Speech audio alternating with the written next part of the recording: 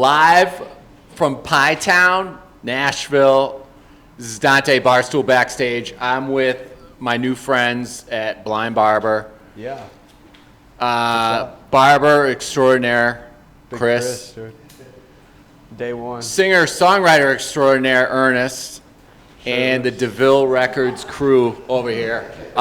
Introduce yourselves so I don't mess your names up or anything. I'm Chandler Walters. Reese Rutherford. Cody Loden. What's going on? You guys are forming like what, the Nashville Avengers? Something like that. In a way. The closest thing down there. I'm launching a record label, and these are my guys. They're also songwriters. I have a publishing company called Ernest Cadillac Music, and we originally all did publishing deals for them to be songwriters. And each of them is such a good singer and just a cool dude to be around. I've kind of encouraged them to be artists, and we are launching a record label called Deville Records. And the Cadillac Sessions, which comes out in like 2 weeks. Nice. That's our introduction. A lot of their first songs out on anywhere. That's awesome. That's what we got the Snoop Dogg feature on. I was going to say, so this is like Young Money of country music? Yeah, it is. Young Money, country music, or Death Row. Like, me and Snoop talked about that. Seriously? Yeah, because he obviously is a product of true artist development, you know? And he talked about the way that we're doing it and making videos for each artist and building a true brand and identity around each artist. Not just, here's a guy with some songs. It's like, here's a guy you can follow the life of. I love that. Yeah. How did that Snoop collab come about? Dude, so I wrote the song with Ben Hazlett, Red Akins, and Mark Holman on my bus on like a Friday or Saturday. The next Friday, I was opening for Jelly Roll here in Nashville. I was on tour with Jelly, and we were finishing out the tour here. And Snoop Dogg was coming to pop up with Jelly Roll. I followed my way into Snoop's green room, got past 3 layers of security, and we're sitting. I was like, "Can I smoke with you?" And we started smoking. And I was like, "Can I play you a song I wrote last week?" I wasn't even pitching the song to Snoop. I was just like, "Here's my new favorite song as of late." And he loved it, asked for my number. We traded numbers. And then the next day, I'd sent it to him that night. He was listening to it. Like 2 weeks later, he was like, "I need that record." And I was like, "I need that record. I'm going to launch a label with it. I got to put it." I thought he meant like he wanted the whole song. I was like, "But do you want to do a verse?" And he responded, "Legend has it. Blue heart, fire emoji, fire emoji, fire emoji, paw print, paw print, paw print." And I took that as a yes. You know, the song happened. He sent this session back. I actually heard it for the first time here in the Blind Barber. We were like having a party. He sent the files through, and I'm just listening to his acapella files like, "Oh my God, this is going to be sick." And then he hit me like another month after that saying we should do a music video.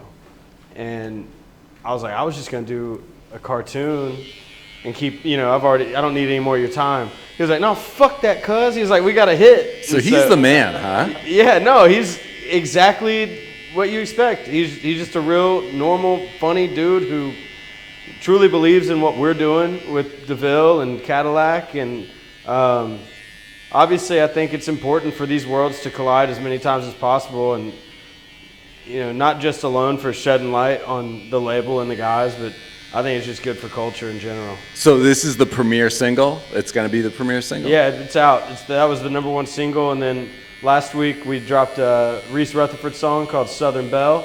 This week, just 2 days ago, was it yesterday or the day before yesterday? Day before. We dropped Cody Loden with Tail Light, Porch Light, Miller Light. And then next week we're dropping Chandler Walters with Worth the Trouble. Man, so you guys are just hitting it. And he got a Post Malone feature on Worth the Trouble. And is opening for Post and playing steel in Post band. I saw that. So what's that going to be like? Talk to him while I get edged up. Dude, what? And I met Post when we were writing the F1 Trillion record, and I ended up, you called me and you were like, "What are you doing?" I was like, "Nothing." He was like, "Bring your steel, come by the studio." Yeah, Post wanted to hear some steel guitar and stuff. I was like, I got the fella. We wrote What Don't Belong to Me that night. Yep. Too. And yeah, that was how I met Post, and through me playing on the demos in the live session, and he asked me to just come on. He's playing steel guitar and I had some help. That's Yeah. all. That's his steel. Nope. Yeah, so yeah, that was me playing that. How old are you? I'm 22. Okay. Hell yeah, You're looking younger than that. I am How long young. have you been playing? I've been playing steel for like 4 years now. I started when I was 18. So yeah, we go back a long way. That's my boy. I'm gonna ask the barber. Are you uncomfortable with him with his shirt off, or are you just used to it? You've been cutting his hair how long? Nothing to me. Look at that. See, I don't ask you to shave my back, which I didn't know that was on the menu. That's not. Okay, I was about to say, I'll come in here asking for a back shave next time you got a full house. A little background. We can edit this out if you want. But before we started rolling, Chris showed me his phone, and he has Ernest in his phone is Yeah. Snow, which Yeah. is, he told me, his old rap. Yeah, back in the day, like my senior year of high school, it's junior year of high school.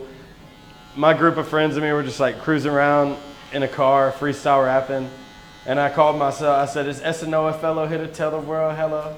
And my buddy Will Fry, aka Fried Ice, he's a doctor now, but he was like, "Did you just call yourself Snowflow?" And I was like, "Yeah." And so it was Snowflow, and then when I went to college, I just said my name was Snow to everybody. So Snow was my name for like 3 or 4 years worth of people I met. Not Informer Snow, though, right? Not Informer Snow, which I didn't even know existed until after I was going by Snow, you know? Who were your guys growing up? Oh, man. The first time I really ventured into what I wanted to listen to was when my uncle gave me the Space Jam soundtrack in the 3rd grade. And like my family is not musical by any means. And I wouldn't like, my mom would listen to like gospel music or a cappella, which I did learn harmonies from listening to that. But the Space Jam soundtrack, like, oh my God, it was 2000, 2001. What city DJ? Oh my goodness. Oh, you ain't got no game. I'm working and I'm working, coming through Rocker Crane. You can't get none of this straight from the net. Well, shake up. And I was in the 3rd grade just going crazy to Space Jam soundtrack. That's awesome. Basketball Jones. And then I got a banjo for Christmas that year as well. So everything in between is kind of where I'm at now, because bluegrass and like the Grand Ole Opry and everything meant the world to me as an elementary school student, as much as Space Jam soundtrack, burnt CDs of like Slim Shady. My mom snapped a Slim Shady CD in half in the car in 4th grade. She heard Ass Like That coming out of my headphones. Have had that happen. Yeah, so, you know, I don't know where I'd be today if she had just let me listen to it. But whatever, snapping it in half really put a fire under my ass. No, it makes you appreciate it when Yeah. you're not allowed to listen to it. Of course. I had MTV Band growing up, so it was like, Yeah. made me want to watch it even more. No, that's unbelievable. Who, if you guys had to say collective-wise, country scene, who are some of your tops? Like Highwaymen, that regard. Well, Highwaymen, Reese's dad wrote with the Highwaymen. Like, that's in his blood. He went on tour with them when he was like 21. No way. Yeah, crazy. So obviously, Willie Whalen, Johnny, Christofferson, but like me and Chandler were talking about this morning, like a lot of our heroes are dead. Like Haggard, Jones, Gary Stewart. Yeah.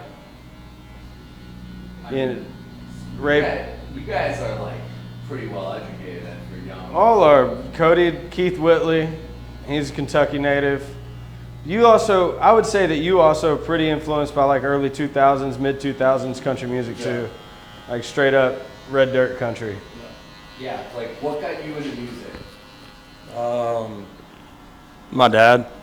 I played in a band with my dad after high school. Nice. He entered me into like a voice competition without me knowing, and I ended up doing it in front of like 800 people, and I ended up winning it. He just threw you up there. Where Yeah. was that answer this morning? They picked like 15 people out of 100 to come play like with a live band thing. We know we had an And, interview with a different fucking I was like, this is sick. guy So was cold turkey. he taught me how to play guitar when I was 12. That's awesome. Yeah. What about you? How did you get in? Through your father? Yeah, we kind of grew up just like playing in the family band, like just gathering around the piano and singing songs, and that was kind of how we bonded as a family. And there was always music in the house, so. That was kind of how I found Reese too.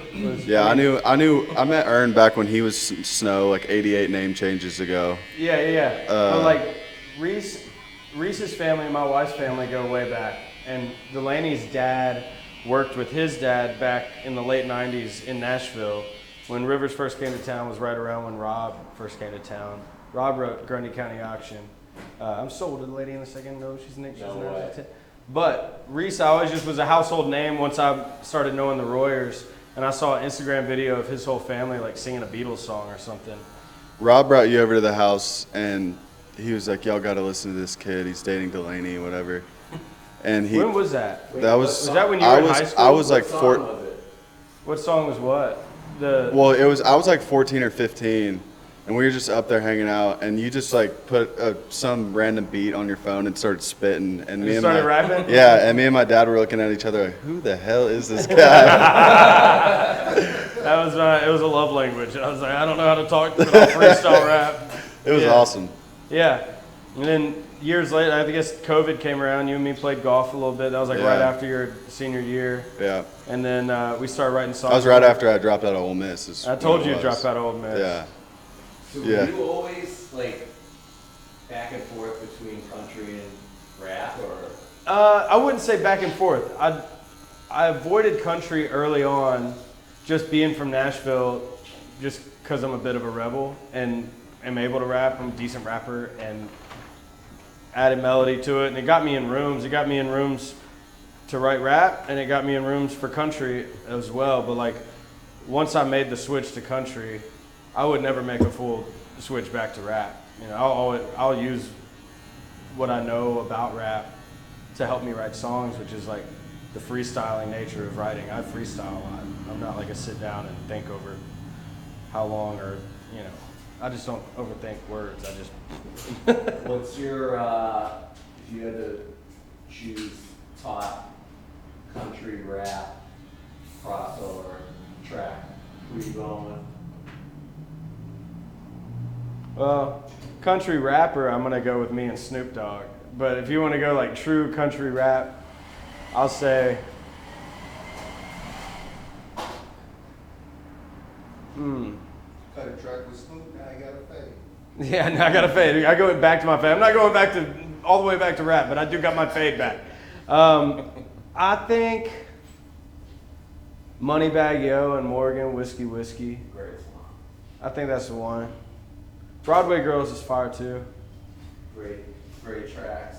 Yeah. What were you guys listening to when you were younger? Which is what, like 5 years ago? Yeah, when I Yeah, was literally.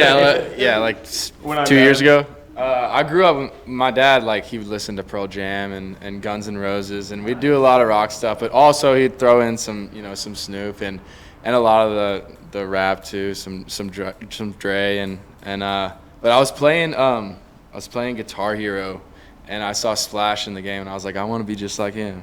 So that's how that got there. Yeah, I grew up on my dad's stuff on 2000s. Damn, this chair's squeaky. Yeah. 2000s country radio and a lot of old school rock. I was a big rock and roll guy. Nice. I listened to a little bit of everything, from Keith Whitley, Don Williams, to Bruno Mars, Adele. I know, yeah, crazy. No, but you're very crazy pop. shout. You're pop melody savvy for So sure. Snoop Dogg, Dr. Dre, all of that. All over the place, yeah. No, his melody sense is very, very poppy, but not in a corny way. Like it's hooky, which you can tell from listening to Bruno Mars and I love it. Iggy Azalea, right? So That's what what's you the said? name? So what's the name? What's Deville? So I got a 1975 Cadillac Coupe Deville that I bought in 2021, right before I made the Flower Shops album, because I wanted to shoot. I just wanted that car to exist alongside the album and it being the album cover. And since then, like, I don't know, it's kind of, I was saying earlier to the fellas, it's kind of just like a capsule world you can live in and look at and like be inspired by the music, the era, the stuff that it would sound appropriate coming out of the speakers of a 1975 Coupe Deville. But I do have 212s in the back, so we also listen to Bruno Mars and Iggy Azalea and stuff in there. Dude, you're like every guy that I went to high school with. But yeah, and it's on chrome spokes, 22s. It looks nice. And so when I started doing, I wanted to come up with a name for the Cadillac session, or the publishing company. I went with Cadillac Music, and then when we decided to go full record label, Deville Records. So Ernest Cadillac Music and Deville Records are the two things, and there it is. It's elegance, it's unique, all the things that a Cadillac, a coupe, a Deville is. A coupe, a Deville. Did you ever think you would have your own label? I always wanted it. I didn't know when or how. It's probably, I wouldn't say it's too soon, but I didn't realize that it had gotten here already. I guess time's just flying, where it's like I'm in a place now. I was never in a place before where I could help shine a worth something light on these guys, you know? Like, I had to get myself to a certain place, and I still want to grow as an artist and be as successful as possible in that department to make what we're doing matter even more, you know? So, would you say you're kind of paying it forward by putting them on, similar to how it was done for you? Yeah, definitely. I mean, it makes sense to me. It's different than any of the ways I've seen it done. The only thing I would compare it to is, as far as what my model is how Big Loud started as such a independent label that really focused on artist development and started as a publishing company and growing. Did it really? Yeah, Big Loud started as Big Loud Shirt Publishing. And Brian and Tyler of FGL were songwriters, and they were brought in, and the company was built around writing songs. And then they built a label on that once they found the guys to sing the songs. So it's like I definitely am modeling a little bit after exactly what Big Loud did, because all of this, the fuel of our economy is songs. And without songs, just, you know, I don't think there'd be longevity. This hot towel feels fantastic, fellas. This is probably going to be a dumb question, but what do you enjoy more? Writing an absolute smash song or performing on stage in front of a crowd? They're both so different, but I would have already chosen just one if I could. You know, I can't pick one, because the process of chasing down a song and writing a song, and then even just, oh yeah, make me cute. But like, I love the timeline of a song that only exists in my phone and the people I send the song to.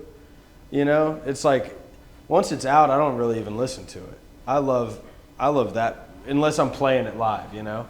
But like, I'll listen to myself all day, but it's unreleased music.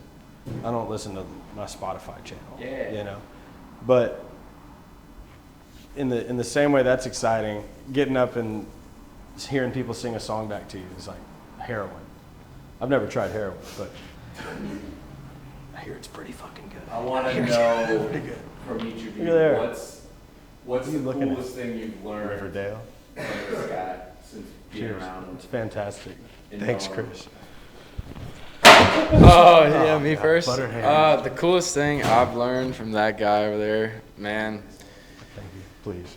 just being good to people, it matters a lot. And you've always shown me how to treat people and how to act in situations and how to be the best version of myself, honestly. Damn. Yeah.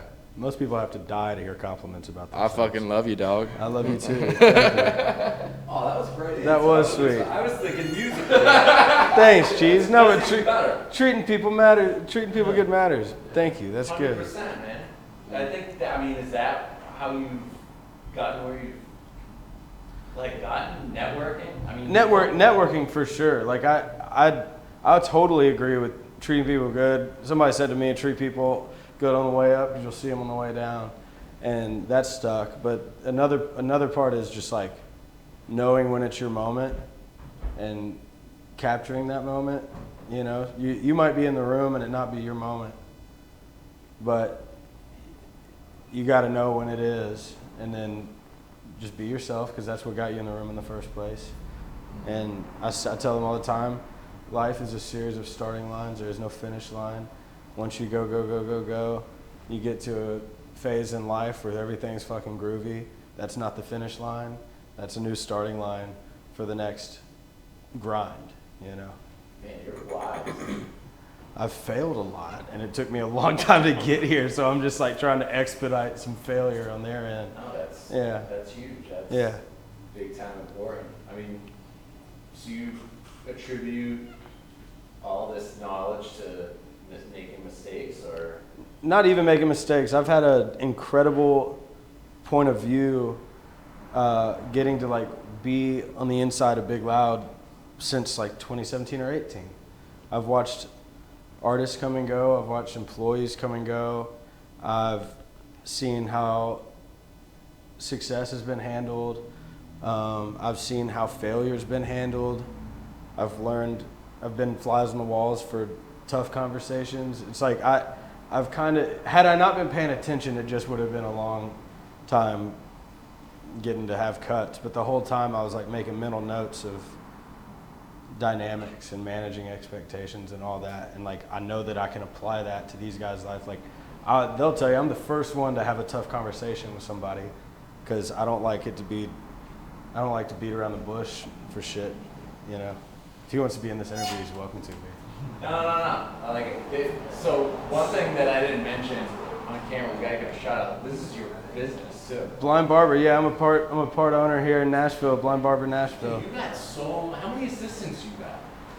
You got so much going on. I have great help. I have a great team. You must have a great team. Yeah. We have bar owner, songwriter, Bar patron, singer. You're a baseball guy too. I love baseball. Yeah, baseball is. My dad coached high school baseball for 45 years. I thought I was just gonna. I heard you were a pretty good pitcher. I was pretty good. That was the family. Righty, bat lefty, kick with my left foot, smoke with my right hand. I guess I'm a righty lefty. I'm ambidextrous. Who's your team? Dodgers. Oh, That's because of Mookie, man. It is because of Mookie. I grew up with Mookie. Did you? I've known Mookie since we were 8 years old. Oh, dude, I'm a Boston So I was a guy. Boston. This So kills me. I was a Boston fan. As soon as I have a hat worn in Mookie's rookie debut against the Yankees. I got a Mookie bat from his. I got Boston shit for days because I was Mookie all the way. Oh, this is ripping my heart out right now. But when he went to LA, I got a bunch of blue and white and a blue and gray. He is the best guy. The best. Ever. The best. And best baseball player. Yeah, dude. Snoop made him a walkout song that nobody's heard yet. He asked. I'm not gonna play it, but I'll tell you about it. He asked Snoop to make a walkout song, and it is hilarious. Obviously, it's West Coast bounce, and it's just like, who's getting singles? Mookie. Doubles and triples? Mookie. It starts with, it goes, ladies and gentlemen, get on your feet. Los Angeles for Mookie Betts. And the beat drops. He's like, singles, doubles, Mookie. Who's hitting triples? Mookie. West Coast, Mookie. That is And it's so sick. catchy, but I don't know if it's going to get used yet. That is sick. All right, well now we're gonna have to make sure that sees the light of day. Yeah. All right, I gotta get you wrapped up and out of here, but we gotta touch on two more things. Okay. I need to hear from these two about a little ass kissing for this guy, and then you gotta tell the troubadour story. Ass kissing or eating? Go ahead. Neither. What's the It's Barstool. no? What's the not best fucking- thing? The best thing you've learned since being around this guy? Well, I've learned a lot from Ern, but I think he's just unapologetically himself all the time. He never puts on a front. Case in point. And for better or for worse, you know. But no, he's so genuine, and I think that's rubbed off on all of us. Is just being yourself is the best way to be, and For sure. not trying to be a kiss ass or a people pleaser. No, that's But- great answer too. Yeah. That's a genuine compliment. I like that. Thank you. Yeah, like they were saying, be good to people. Write good songs, stay humble, be yourself. The acid reflux Yeah. got you. Right? Yeah, no, my voice is gone, sorry. At Taco Bell, keep What sneaking on. about song, to get nerdy though, what about songwriting wise? Like this guy, which speaking of which, how did you learn to write songs like in music like you do? I don't know. I was always just making shit up my whole life, and then I'm still making shit up. I just got in good rooms with good songwriters, and like I said, paid attention. Got lucky. That got me into the next room. Got lucky. Just I don't overthink. Like I was saying, I might have 800 ideas, and 20 of them are worth a damn, and you've heard 5 of them.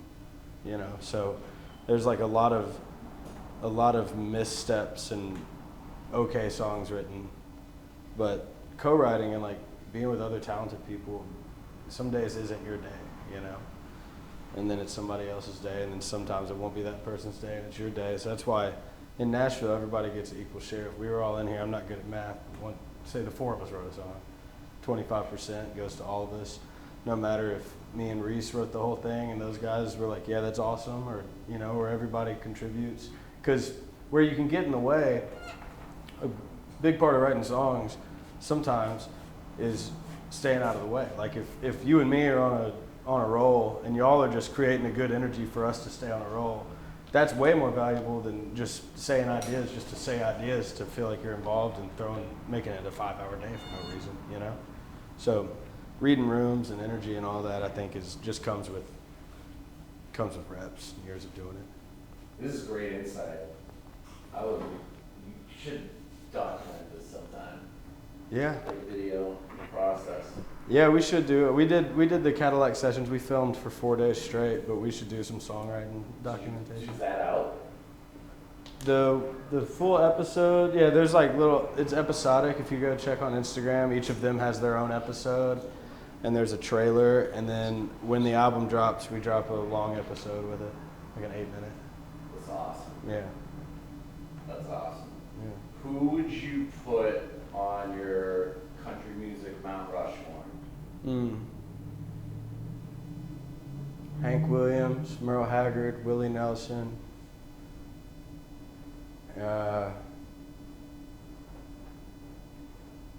Dean Dillon. Yeah. That came pretty quick. What about you guys? Where'd the mic go? There. I'm a big Glenn Campbell guy. I like Glenn Campbell. I like Waylon Jennings, Merle, and I might have to go Hank Jr. Yeah. Yeah. Gotta love some Hank Jr. Yeah. Keith Whitley, Hank Williams, Merle Haggard.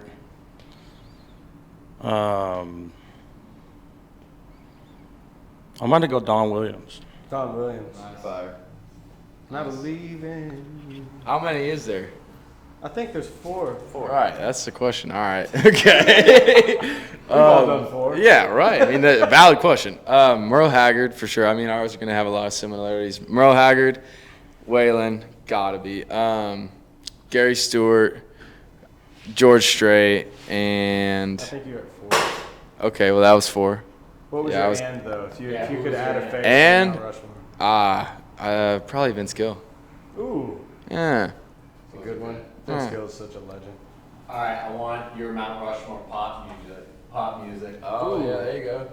Oh, I don't know Just that. because you said you're a big pop guy. Yeah, Well, I am, but I'm not. I don't listen he's to like pop. radio pop. He ain't afraid to listen to Oh, that's even 107.5. better. That's even better. Who? 4 favorite pop artists? Bruno Mars? Iggy Azalea. No. I'm just playing, you know. I said Adele. Adele. Yeah. Um, I don't know. Big pop guy. Yeah, I mean, I don't listen to pop. I'll tell you right anymore. I now. just- I'll give you my 4. Here. Michael Jackson. Yeah. I'll take Bruno Mars yes. for sure. I'll go Madonna, Nice. and I'll go Usher. Crazy. Yes. Yes. Great selection. You could 2-tier the whole thing and go.